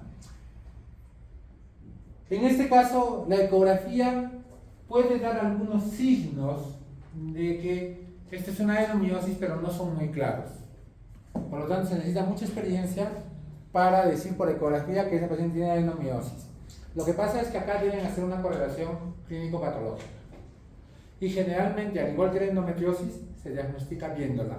Por lo tanto, para diagnosticar de forma definitiva una adenomiosis, tenemos que hacer una histerectomía. ¿Ya? O mandar una biopsia del miometrio. Eso no hacemos. ¿Listo? Esa es la característica de la adenomiosis.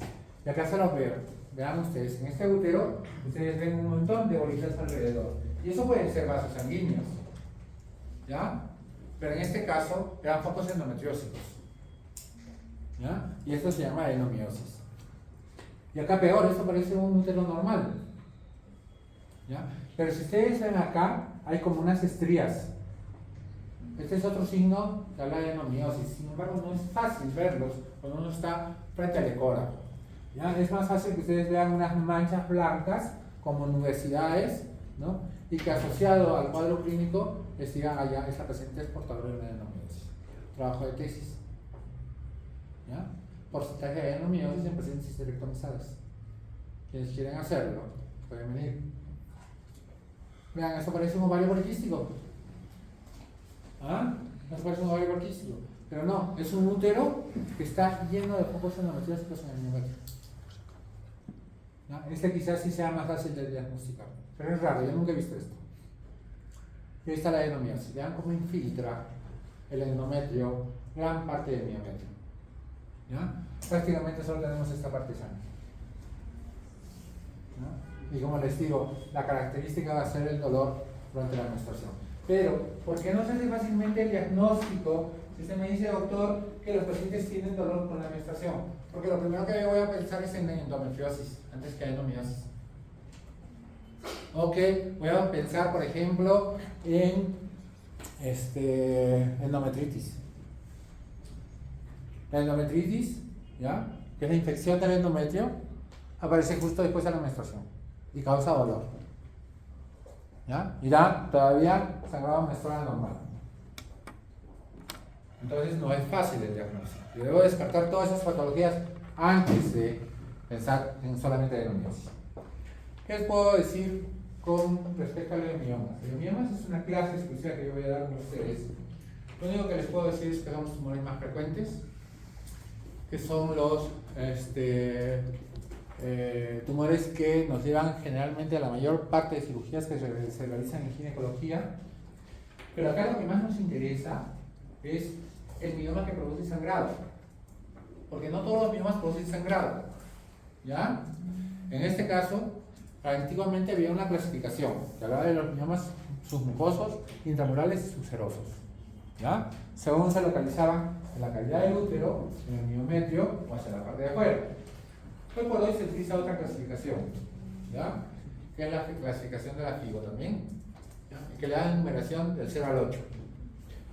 Entonces lo que a mí me interesa son los miomas submucosos, o que están hacia la cavidad, o que tienen contacto con el endometrio, porque esos son los que van a producirme sangrado, esos son los que van a producirme hemorragia, ¿ya? Los otros no. Y estos submucosos en la clasificación son los 0, 1 y 2, ¿ya? Dependiendo de dónde está su localización, y estos son los que producen hemorragia. Los otros no me van a producir mayor molestia. El tratamiento para esto es extirpación de los miomas, no hay otro tratamiento, ¿ya? Este es el sistema que yo les mencionaba, ¿ya? Entonces ustedes ven acá, en el útero, ¿ya? Que 0, 1 y 2 están localizados en la cavidad del útero, ¿ya? O gran parte del mioma está en la cavidad del útero, o una parte menor a la mitad está hacia la cavidad del útero. Pero estos son los 3 miomas que producen hemorragia, ¿ya? Los otros ya los vamos a estudiar cuando nosotros hablemos de miomatosis uterina. Que tienen un mioma, por ejemplo, o varios miomas, ¿ya? Diferentes localizaciones, estos producen hemorragia. Este es un mioma, ¿qué sería? ¿Qué tipo de mioma sería? Es un mioma tipo 5, 6, ¿ya? Acá. El 5 menos el 50% está hacia afuera. El 6 más el 50% está hacia afuera.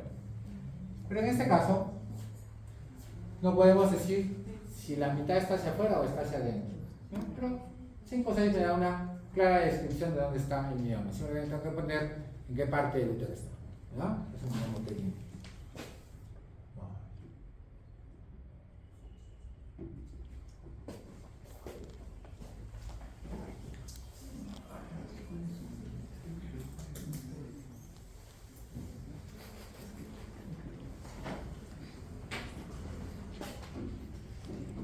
Y aquí, ¿dónde está el mioma? A ver, usted, doctor, venga y dígame, ¿dónde está el mioma? Sí. Eso es 7.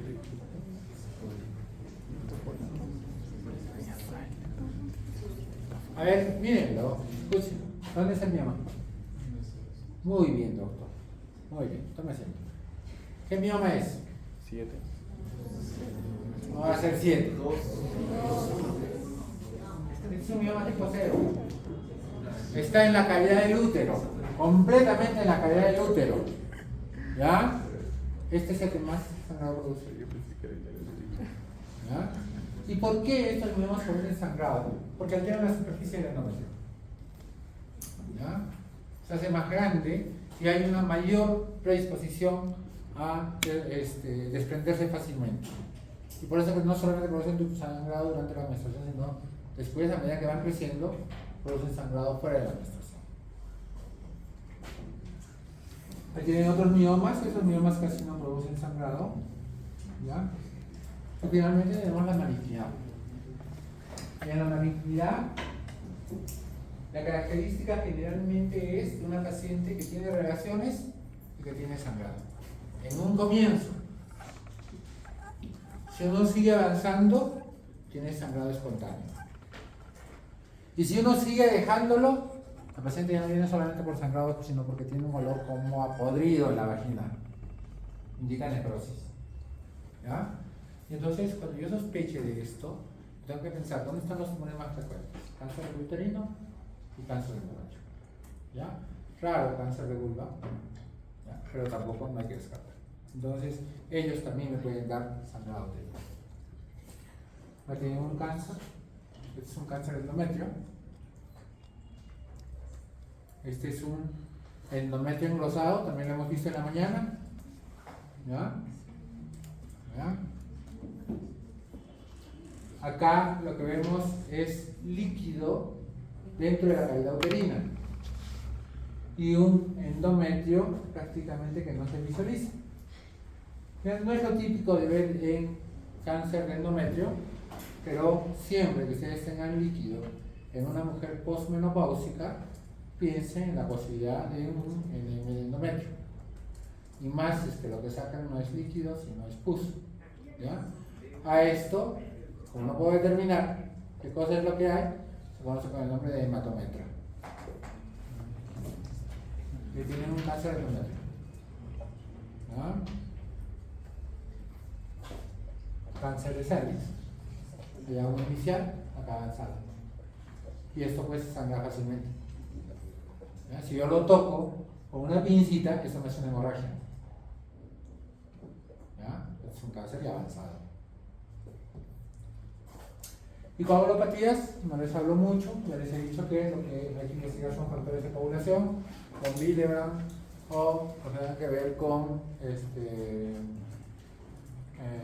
trastornos de hemofilia. ¿Ya? Y las disfunciones ovulatorias, que ya no voy a tocar mucho, porque ya como ya me han tocado, recuerden la parte que les he explicado de cómo es que se produce la menstruación normalmente y cómo es que se produce el sangrado menstrual cuando no hay ovulación. Esta es la parte que ustedes tienen que recordar, el papel de las prostaglandinas, el papel de las metaloproteinasas y sus precursores en la producción del sangrado menstrual. ¿Ya? ¿Qué más les podría decir de las disfunciones ovulatorias? Que se presentan en el extremo de la vida, ya se los presenté.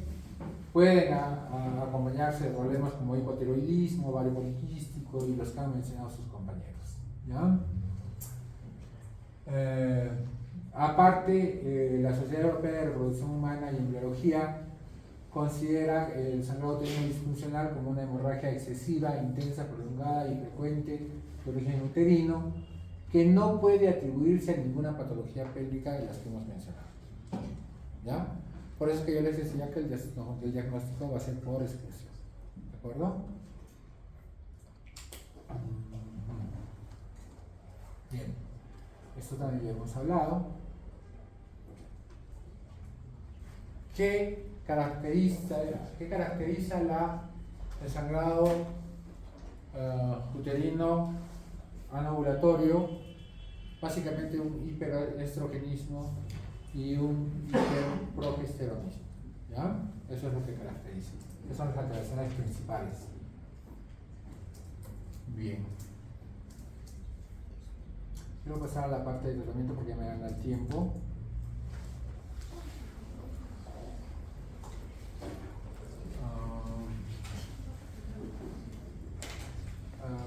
Esta sí tengo que hablarles. Otra de las causas de sangrado es la causa endometrial. Y acá básicamente hablamos de hiperplasia del endometrio. ¿Ya? Como es mujer postmenopáusica generalmente, aunque la premenopausia también puede haber hiperplasia del endometrio, acá el sangrado ya nada tiene que ver con que haya un ciclo bifásico, ¿no?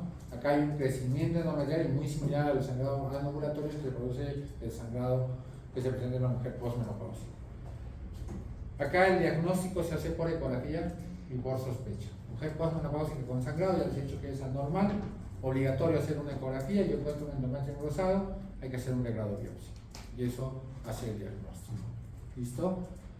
No hay otra causa que condicione un sangrado endometrial salvo que sea un cáncer de endometrio. ¿Ya? Ahora puede haber pólipos endometriales, pero generalmente se presentan estos en la vida reproductiva, no en la vida postmenopáusica. Y las causas iatrogénicas está dado, como les decía, principalmente al mal uso o al uso no adecuado de sustancias que nosotros mismos utilizamos en nuestros pacientes. Y esos pueden ir desde anticoagulantes, ¿ya? Pueden ir desde el uso de anticonceptivos, uso de, por ejemplo, ciertos medicamentos que tienen que ver con la transformación hepática.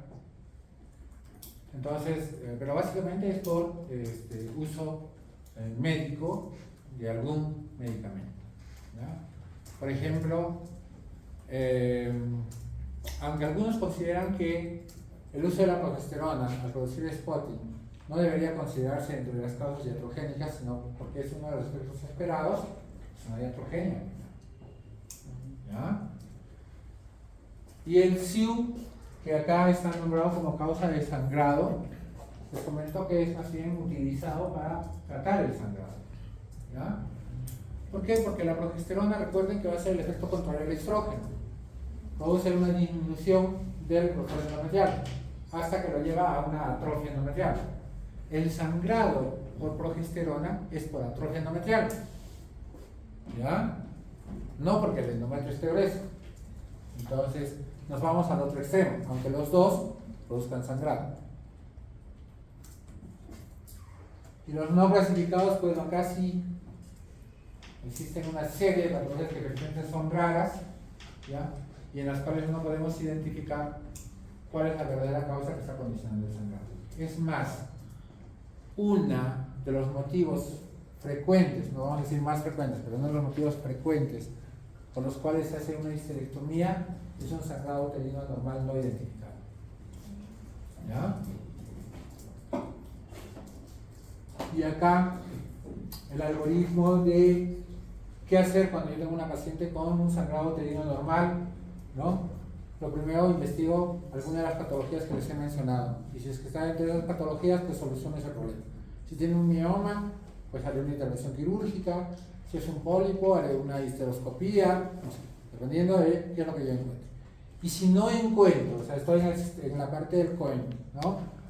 Entonces, tengo que investigar una a una qué alteraciones tiene mi paciente. Haré pues exámenes de sangre para ver si hay una coagulopatía, haré un examen para ver si hay algún problema endometrial, si hay un problema iatrogénico, revisaré qué medicamentos toma el paciente, puede que tome aspirina y esté tomando mal, o que le afecte a esa paciente más de lo normal, ¿no? O puede que tome, yo qué sé, ¿no? En la vejez toman de todo. ¿Ya? Entonces hay que descartar todas esas patologías. Y si al final llego que es un trastorno ovulatorio, que es una mujer en edad reproductiva, pues yo necesito saber si esta paciente ovula o no ovula, tal como les he enseñado. Si no ovula, ya sus compañeros les han dicho en qué tienen que pensar, ¿no? Y si ovula, pues entonces ustedes vean cómo es la historia del paciente, qué patologías podría tener, y en base a eso llegar a un diagnóstico y un buen tratamiento. El tratamiento va a determinar la causa. Si yo tengo causa, tengo tratamiento. Y si no lo tengo, pues trato la hemorragia como tal. ¿Listo? El primer objetivo del tratamiento es definitivamente que no sangre. Esto es como una piscina, ¿verdad? Y una piscina con su desagüe. Por más que yo le dé, o que yo le eche agua a la piscina para llenarla, si está abierto el desagüe, pues nunca se va a llenar. ¿Ya? Primero tengo que cerrar el desagüe. Entonces primero tengo que controlar la hemorragia. ¿Cómo controlar la hemorragia? Hay fases. ¿Listo? Y lo primero es que si yo tengo un problema leve, pues sí puedo empezar con AINES, tal como les he explicado. ¿Ya? ya saben dónde actúa. Y si no tengo una buena respuesta, yo puedo ir con anticonceptivos orales combinados. ¿Ya? Y si no tengo una respuesta, pues puedo ir ya no usar un anticonceptivo oral combinado, de repente solamente un anticonceptivo que tenga solo progesterona. Y si eso no me sirve, no me es suficiente, pues yo puedo usar un análogo de la GNRH, ¿no? Entonces, si yo impido que la GNRH se libere, no se libera FSH, y no hay crecimiento estrogénico, no hay crecimiento endometrial para el sangrado. ¿Entienden? Estoy produciendo una amenorrea por un medicamento que tiene consecuencias posteriores, claro, por eso es que hay una secuencia. No puedo ir de frente a darle un análogo de la GNRH. Y en un primer momento no solamente se puede dar AINES, también se puede dar ciertos medicamentos como el ácido tranexámico, ¿ya? Que no se debe dar de forma muy prolongada, para tratar cuadros agudos puede servirnos. Y si todo esto que he hecho no me surge efecto y no tengo posibilidad de un análogo de la GNRH, por más que no encuentre una causa, yo puedo hacerle a mi paciente un legrado uterino. El legrado uterino, ¿qué va a hacer? Va a sacar el endometrio y por lo tanto, por un lado, va a calmar el sangrado y por el otro lado me va a dar la posibilidad de hacer un diagnóstico, ya que mando el endometrio a patología y ellos nos van a decir si acá hay un problema de hiperplasia o si hay un problema infeccioso o si existe otro patológico. ¿Entiendes? Entonces, esa es la secuencia adecuada. El danazol, que lo habían nombrado, casi ya no se utiliza, ¿ya? Nosotros ya no lo utilizamos en el seguro. Y el acetato de lipristal, que es otro medicamento que se utiliza y que da buenos resultados, está como una observación porque puede producir cáncer hepático. ¿Ya? Entonces, en el mercado peruano no lo tenemos, en Europa lo tenemos. ¿Qué decirles con respecto a los anticonceptivos orales combinados? Cuando yo utilizo la hemorragia uterina normal, principalmente me va a producir tres efectos. Uno, que va a hacer que el endometrio no crezca demasiado. ¿Listo? Y si no crece demasiado, el sangrado no va a ser abundante. Y por último, me va a regular el ciclo. ¿Entienden?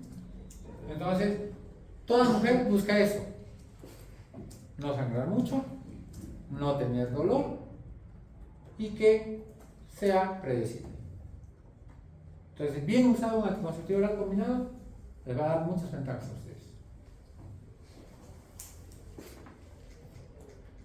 En el caso de los progestágenos, como les dije, el principal problema va a ser que no podemos manejar el spotting o sangrado que se presenta con el progestágeno solo.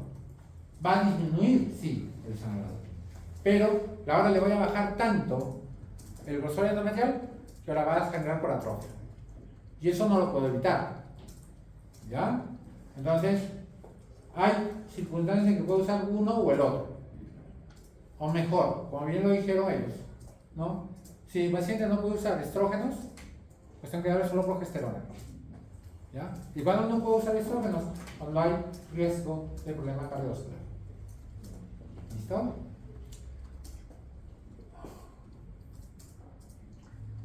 O puede ser que tu paciente tenga migraña. No puede usar estrógenos, pero puede usar progestágeno. ¿Ya? Y acá, algunos esquemas. Lo que me interesa no es que aprendan el esquema en sí, sino que se den cuenta que cuando yo voy a tratar una hemorragia uterina disfuncional, no es como usarlo como un anticonceptivo oral, sino lo que yo voy a usar es una dosis alta de combinación de anticonceptivos orales combinados, hasta que yo pueda producir un cese del sangrado. Pero esto mismo yo lo puedo conseguir solamente con progesterona. ¿Ya?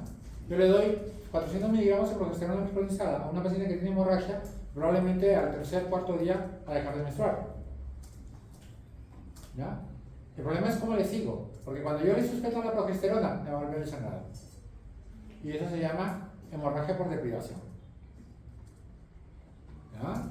Entonces, por eso es que a veces decidimos empezar con el anticonceptivo oral combinado y luego usar la progesterona. Pero se puede utilizar, ¿no? Depende mucho de qué escuela prefieran. Y el otro parámetro que tienes que tener en cuenta cuando tengas una paciente con sangrado uterino normal es ver cuánto de sangrado tiene tu paciente. Y para eso lo que evalúas tú es el valor de hemoglobina. Entonces, si tú tienes una paciente con una hemoglobina menor a 7, a esa paciente no la vas a tratar igual a una paciente que tiene hemoglobina de 12 o más. A la que tienes que la tienes que hospitalizar y probablemente prepararla para una transfusión. ¿Ya? Y hay que pararle el sangrado cuanto antes. Probablemente esa paciente ya no vaya a ningún otro tratamiento más que el de grado. ¿Ya? Porque inclusive los análogos de la GnRH van a demorar más o menos unos 14 días en hacer efecto. ¿Ya? En cambio, si yo tengo una paciente que tiene una hemoglobina entre 8 y 10, pues a esa paciente hay que observarla. No necesita necesariamente hospitalizarla, pero hay que observarla. ¿Cuál es el parámetro que te va a decir a ti tomar una decisión o la otra? La cantidad de sangrado vaginal que tiene la paciente. Si en esa paciente, en ese momento la paciente tiene un sangrado menstrual abundante, tratarla como si tuviera menos de 7. Pero si no hay sangrado, dale hierro o dale hierro parenteral, ¿no? Y usa una de las medidas que te he enseñado para que no vuelva a tener una hemorragia. ¿Ya? Mientras que cuando tiene más de 12 de hemoglobina, pues generalmente le damos hierro, le damos un antiinflamatorio, ¿no? O le damos ácido tranexámico y generalmente hacemos tratamiento ambulatorio. Pero esto es muy importante, ¿ya? Para que no se te compliquen las pacientes. Y desde el punto de vista quirúrgico, después del grado, pues se podría hacer una ablación endometrial. Sobre todo si la paciente no puede ir a una cirugía, una paciente viejita que tiene un sangrado ahí y que le he hecho una biopsia y no le encuentro malignidad, pues lo que yo puedo hacer es ingresar con un histeroscopio y destruir todo el endometrio. Al destruir todo el endometrio voy a producir un síndrome de Asherman, ¿no? Porque ya no va a haber endometrio que crezca, que se había influenciado, ya no va a volver a sangrar. O yo puedo ir, dependiendo de la causa, a una mionectomía si el problema son miomas, o al retiro del útero definitivo. Muy bien, jóvenes. Vamos terminando.